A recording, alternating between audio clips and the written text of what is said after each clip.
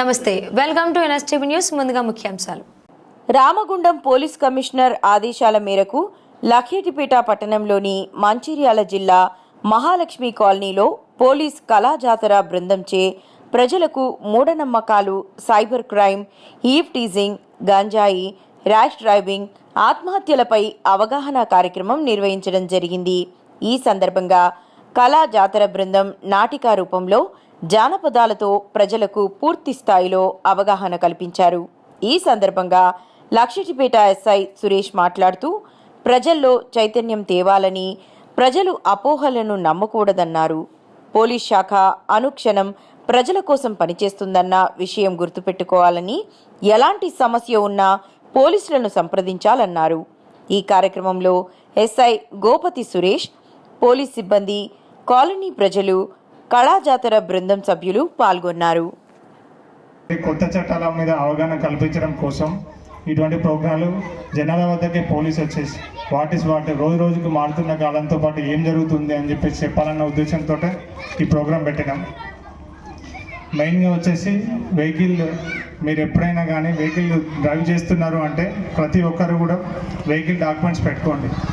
ఎందుకంటే ఏదైనా మనం ఇప్పుడు ఏది మనం ఊహించిన విధంగా జరగదు. రోడ్డు మీదకి వచ్చినప్పుడు మనం ఎంత జాగ్రత్తగా పోయినా కానీ అవతల వాడు జాగ్రత్తగా వస్తాడా, రాకపోవచ్చు. మనం ఎంత జాగ్రత్తగా పోయినా మనం దాగకుండా అన్ని డాక్యుమెంట్స్ పెట్టుకొని అన్ని పద్ధతిగా పోయినా కానీ ఆపోజిట్ వచ్చేవాడు జాగ్రత్తగా వస్తాడన్న గ్యారంటీ లేదు.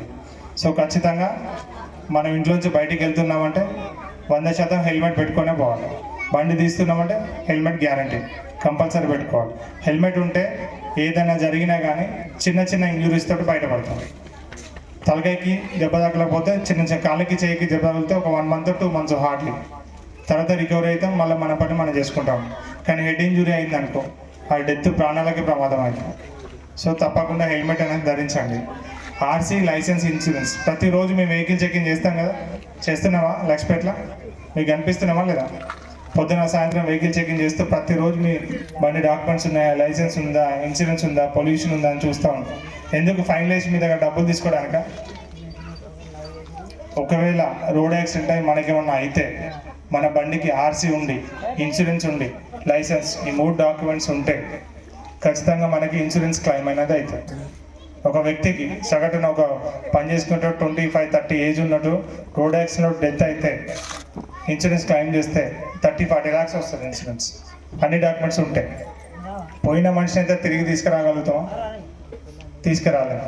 కానీ ఉన్నోడు అట్టి వ్యక్తి మీద డిపెండ్ అయి ఉన్నటువంటి భార్య, పిల్లలు నడి రోడ్డు మీదకి వస్తారు ఏమన్నా జరిగితే. సో కొంత నష్టాన్ని భరించడం కోసం మన అన్ని డాక్యుమెంట్స్ పెట్టుకుంటే వాళ్ళ కుటుంబానికి ఫైనాన్షియల్గా ఒక సపోర్ట్ అనేది ఉంటుంది. రేపు మనకి ఏమన్నా జరిగితే రేపు మన కుటుంబాన్ని ఎవరు కూడా చూసుకోలేరు. సో మనకి ఏమైనా జరిగినా కానీ ముందుగానే మన కుటుంబాన్ని సేఫ్ పొజిషన్లో ఉంచాలని చెప్పేసి ప్రతి ఒక్కరు కూడా డాక్యుమెంట్ పెట్టుకోండి.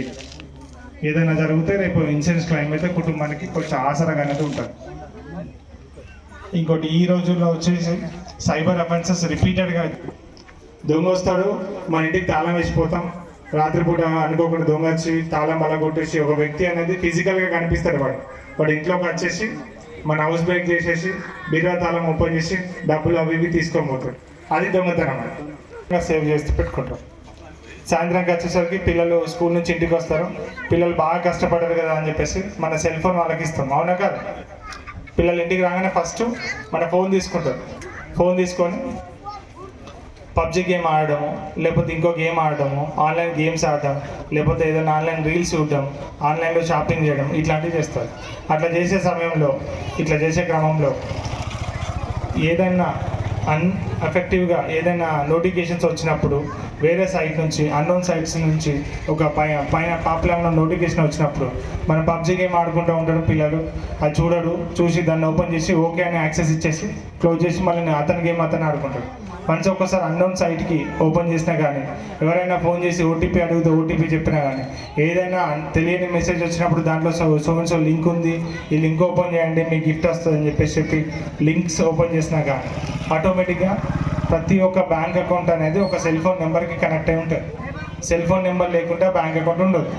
సో ఈ కనెక్ట్ అయిన సెల్ ఫోన్ నెంబర్ అనేది ఈ బ్యాంక్ నెంబర్కి బ్యాంక్ అకౌంట్ నెంబర్కి కనెక్ట్ అవుతుంది. కావచ్చు మనం అనుకోకుండా ఈ లింక్ ఓపెన్ చేయడం ద్వారా ఈ ఫోన్కి కనెక్టర్లో ఉన్నటువంటి బ్యాంక్ అకౌంట్లో ఉన్న అమౌంట్ మొత్తం వాడి అకౌంట్లోకి వెళ్ళిపోతుంది.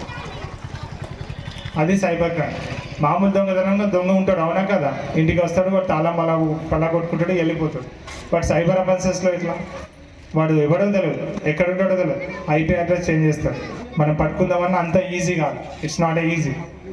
ఉన్న మనిషిని పట్టుకోవడం చాలా కష్టపడితే దొరుకుతున్నారు, అట్లాంటిది లేని మనిషిని.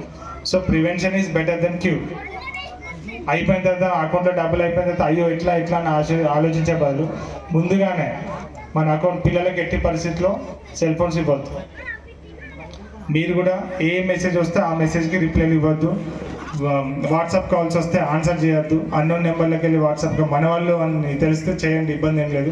అన్నోన్ నెంబర్ నుంచి సడన్గా వీడియో కాల్ వచ్చినా కానీ ఆన్సర్ చేయొద్దు. ఏ ఓటీపీ వచ్చినా కానీ పలానా వాళ్ళు ఫోన్ చేసి మేము బ్యాంకు నుంచి ఫోన్ చేస్తున్నాం, మీ ఓటీపీ కావాలి సార్, మీ నెంబర్కి పలానా నెంబర్కి ఓటీపీ వచ్చిందని చెప్పేసి అంటారు.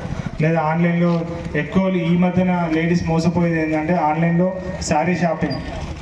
శారీస్ అని చెప్పేసి వాడు డిఫరెంట్ ఐటమ్స్ పెడతాడు. అరే బాగుంది కదా ట్రై చేద్దామని చెప్పేసి ఒక్కసారి లింక్ ఓపెన్ చేస్తాడు. వాడు మన అకౌంట్ డీటెయిల్స్ అడిగితే ఇచ్చేస్తాం, ఓపెన్ చేస్తారు.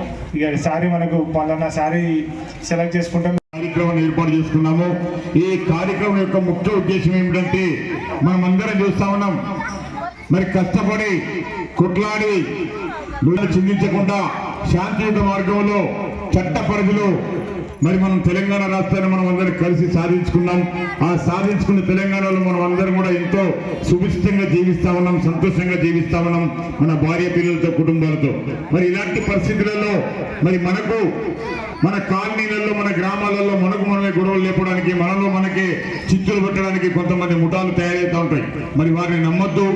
మన కాలనీలో మనం అందరూ కూడా ఒక 35 మేము సిద్ధంగా ఉంటాం. కాబట్టి అలాంటి ఆత్మహత్యలు అనేది ఒక ఆలోచన రాకూడదు. ధైర్యంగా ఉండాలి. మీకు ఎలాంటి సమస్యలు వచ్చినా కూడా మరి రండి, చెప్పుకోండి, సమస్యలకు పరిష్కారం ఉంటుంది. మీకు పరిష్కార మార్గాన్ని చూపే విధంగా మన పోలీస్ శాఖ వారు, అదేవిధంగా మన ప్రభుత్వంలో ఉన్న మరి మన రకరకాల మరి గొప్పవారు, పెద్దవారు అందరూ కూడా మనకు సహాయ సహకారాలు అందిస్తారు. కాబట్టి ఎలాంటి భయప్రాంతాలకు గురి కావద్దు, ధైర్యంగా ఉండాలని తెలియజేస్తూ అదే పద్ధతిలో మరి ఈ ఫోన్ను మనం మంచికి వాడుకుంటే మంచికి ఉపయోగపడుతుంది, దాన్ని చెడుకు వాడుకుంటే మన జీవితాలు నాశనం అయిపోతా ఉన్నాయి. ఇప్పుడు చెడుకు వాడుకొని ఎక్కువ మంది పిల్లలు చెడిపోతూ ఉన్నారు, జీవితాలు ఖరాబ్ చేసుకుంటా ఉన్నారు. కాబట్టి కొంచెం పిల్లల మీద జర మీరు అబ్జర్వేషన్ పెట్టాలని చెప్పి కోరుతూ ఆ సెల్ ఫోన్ ఏ విధంగా వాడుతూ ఉన్నారో ఒకసారి వారి వాడకాన్ని మనం పాటలో విందాం. అబ్బావో సెల్ ఫోన్ అమ్మా,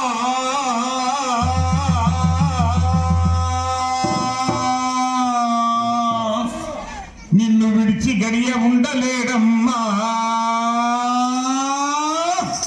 ఉంటాడా? ఒక్క క్షణం కూడా ఉంటాడు. అవ్వ కనబడపోతే ఆగుతాడు, అయ్య కనబడపోతే ఆగుతాడు, జరసేపు పోవాల్సిన ఆగుతారు. కానీ సెల్ ఫోన్ చేతులు లేకపోతే ఆగుతలేరు. మరి ఆ సెల్ ఫోన్ తోటే రోగాలు మోపైతాయి, నొప్పులు మోపైతాయి, వాళ్ళ జీవితం